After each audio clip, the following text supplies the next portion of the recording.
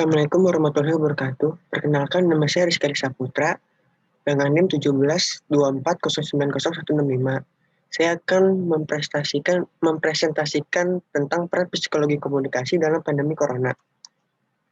Pendahuluan, pada awal tahun 2020, dunia dikejutkan dengan adanya pandemi virus corona yang menyebar hampir ke seluruh negara di dunia. Hal ini berawal pada akhir Desember 2019 bahwa pemerintah Cina menginformasikan adanya kasus yang disebabkan oleh virus corona baru yang menginfeksi hingga 180 orang dan terus meningkat setiap harinya. Virus ini diketahui dapat menyebabkan infeksi pernapasan atau peradangan paru yang kemudian virus corona baru ini disebut dengan coronavirus disease 2019 atau COVID-19. Kasus tersebut semakin meluas hingga WHO menyatakan bahwa dunia masuk ke dalam darurat global dengan adanya virus ini.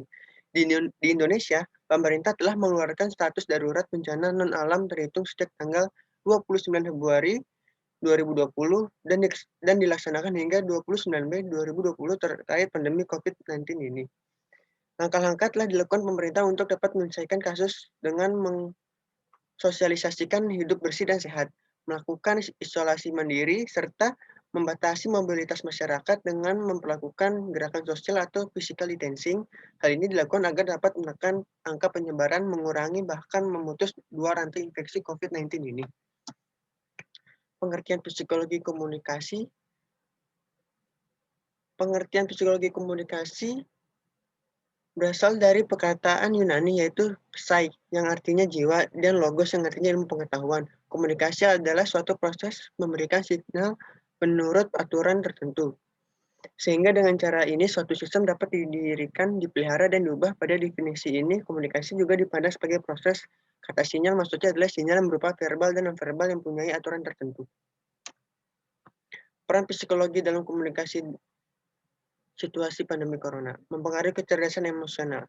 Peranan psikologi komunikasi dalam situasi pandemi corona berhubungan dengan kecerdasan emosional seseorang. Kecerdasan emosional yang mempengaruhi kompetensi seseorang dalam mengkomponya untuk mengembangkan pemikiran yang sehat dan menerjemahkan emosi yang dirasakan sehingga dapat menghadapi pandemi yang ada. Kita lebih dapat memahami diri kita sendiri dan lebih mengontrol diri kita untuk tidak panik. Komunikasi intrapersonal atau komunikasi dengan diri sendiri.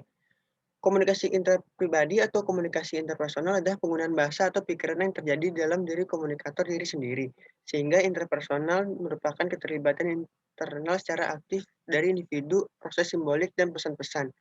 Seorang individu menjadi pengirim sekaligus penerima pesan, memberikan umpan balik bagi dirinya sendiri dalam proses internal yang berkelanjutan. Pengetahuan mengenai diri pribadi melalui proses-proses psikologis serta persepsi kesadaran terjadi saat berlangsungnya komunikasi intrapribadi oleh komunikator. Dengan adanya pandemi corona ini, sangat dibutuhkan pemahaman terhadap diri kita sendiri dan komunikasi serta mindset yang baik untuk diberikan dan diproses pada diri kita. Sebelum kita melihat berita yang ada di luar atau dari orang lain, haruslah kita memahami diri kita sendiri. Jadi kita harus memahami situasi yang ada di sekitar dan memahami pribadi diri kita sendiri untuk apa ke depannya selanjutnya, agar kita tidak panik dan tidak merugikan orang lain. Panic buying.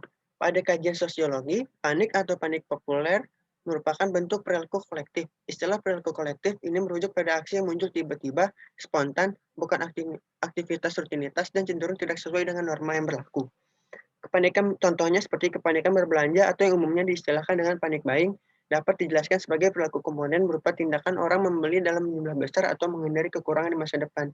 Jadi dalam panic buying ini ketika seseorang merasa panik, dia akan membeli sesuatu yang jumlahnya mungkin lebih dari cukup sehingga dapat dikatakan menimbun untuk kepribadiannya sendiri. Konsepsi manusia dalam psikoanalisis. Perilaku manusia merupakan hasil interaksi antara ID, ego, dan superego. ID, tabiat hewani dari manusia, bersifat egoistis dan tidak bermoral dan tidak tahu dengan kenyataan. Contohnya seperti panic buying, kita memborong atau menimbun masker untuk diri kita sendiri dalam situasi pandemi corona. Kita tidak memikirkan orang lain, kita hanya memikirkan diri sendiri untuk diri kita sendiri agar kita sendiri yang aman. Selanjutnya ada superego, polusi kepribadian dan hati nurani yang internalisasi dari norma-norma sosial dan kultural di masyarakat. Contohnya kita membeli masker seperlunya dan saling membantu jika ada yang kesusahan dalam situasi pandemi ini. Ini menjadi jembatan antara ID dan ego kita ya, superego ini. Nah, ego ini mediator antara ego dan superego bekerja berdasarkan prinsip realitas. Jadi kita bekerja berdasarkan prinsip realitas, kita membutuhkan masker. Nah, tapi kita tidak membeli yang jumlah yang sangat banyak sehingga jatuhnya menimbun. Jadi kita cukup membeli masker sepenuhnya saja. Konsepsi manusia dalam behaviorisme menganalisa hanya perilaku yang tampak saja dapat diukur, dilukiskan, dan diramalkan. Behaviorisme dikenal dengan teori belajar. Behaviorisme mendapat bahwa seluruh perilaku manusia hasil belajar. Belajar perubahan perilaku organisme sebagai pengaruh dan dengan lingkungan. Inti teori, manusia merupakan makhluk yang digerakkan sepenuhnya oleh lingkungan. Contohnya, seperti balik baik. Kita melihat di lingkungan kita itu banyak orang-orang membeli atau memborong masker dan menimbun masker sehingga harga masker melonjak sangat banyak. Nah, kita seperti nggak mau kalah atau kita ikut-ikutan sebelum harga mahal, jadi kita ikut memborong dan jatuhnya ikut-ikutan dan menimbun masker juga. Sehingga stok masker di luaran sangat menipis. Konsepsi manusia dalam psikologi kognitif. Berpandangan bahwa manusia tidak lagi sebagai makhluk yang beraksi secara pasif pada lingkungan, tapi sebagai makhluk yang berusaha memahami lingkungannya. Intinya, manusia merupakan makhluk yang aktif mengorganisasikan dan mengolah stimuli yang diterimanya. Contohnya adalah berhenti memborong atau menimbun masker karena memikirkan sebagian orang yang tidak mendapatkan atau susah membeli masker. Jadi kita dalam konsepsi manusia dalam psikologi kognitif ini, sebelum kita melakukan tindakan, kita memikir apakah tindakan kita merugikan orang lain atau tidak.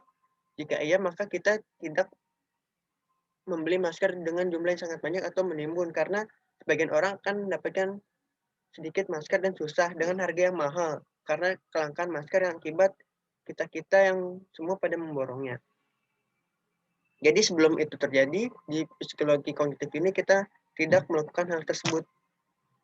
Jadi kita membeli secukupnya saja, agar tidak merugikan yang lain. Konsepsi manusia dalam psikologi humanistik.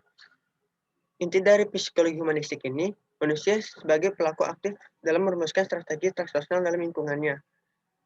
Seperti manusia memiliki keunikan, nilai, makna, kemampuan untuk mengembangkan diri. Nah, seperti contoh melihat masker yang semakin menipis di pasaran dan semakin harga yang mahal, dan kita berpikir bagaimana dengan yang lain. Untuk diri sendiri mungkin saya bisa untuk membeli masker sendiri. Dengan yang lain yang harga masker yang sangat mahal dan ekonomi yang sedang anjlok, bagaimana dengan orang lain?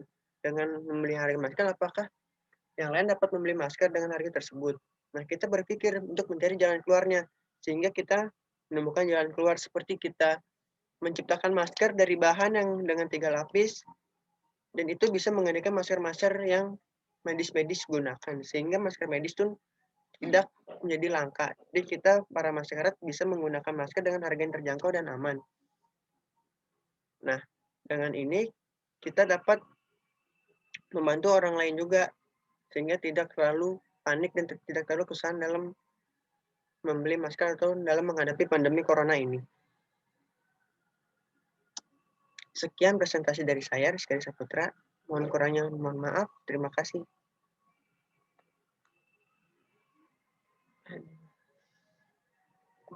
Berapa menit nih?